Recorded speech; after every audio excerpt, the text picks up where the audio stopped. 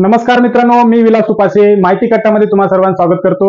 मित्रांनो, पीएम किसान योजना ही केंद्र सरकारद्वारे राबवली जाते आणि ही खूप महत्त्वाकांक्षी योजना आहे। या योजनेअंतर्गत लाभार्थी शेतकऱ्यांना वर्षाकाठी 6,000 रुपये दिले जातात। म्हणून तुम्ही जर आता पीएम किसान योजनेसाठी नवीन अर्ज करण्याचा विचार करत असाल तर तुम्हाला काही नवीन डॉक्युमेंटची, नवीन कागदपत्रांची पूर्तता करावी लागणार आहे।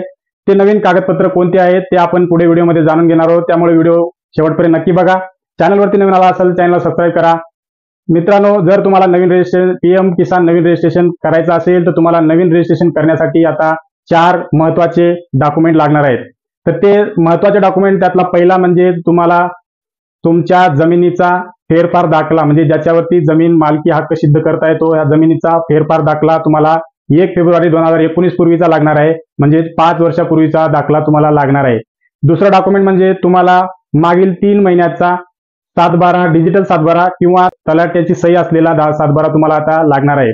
तिसरा डॉक्युमेंट म्हणजे तुम्ही जर अर्ज भरत असाल तर तुम्हाला तुमच्या पत्नीचा आणि मुलाचा असं तिघांचा आधार कार्ड एकाच डॉक्युमेंटवरती स्कॅन करून ते तुम्हाला अपलोड करावं लागणार आहे। आणि चौथं डॉक्युमेंट म्हणजे जर समजा जमीन तुम्हाला वारसा हक्काने मिळाली असेल आणि जो जमीन देणार आहे तो आता हयात नसेल, मृत्यू पावला असेल, तर त्याचा पण तुम्हाला 1 फेब्रुवारी 2019 पूर्वीचा जमीन फेरफारचा दाखला सुद्धा जोडावा लागणार आहे। तर मित्रांनो, हे डॉक्युमेंट खूप महत्त्वाचे आहेत। हे डॉक्युमेंट असतील तरच आता फॉर्म सबमिट होणार आहेत। तर या डॉक्युमेंटची पूर्तता करा। जेव्हाही तुम्ही फॉर्म भरणार असाल तेव्हा हे डॉक्युमेंट तुम्हाला सबमिट करावे लागणार आहेत।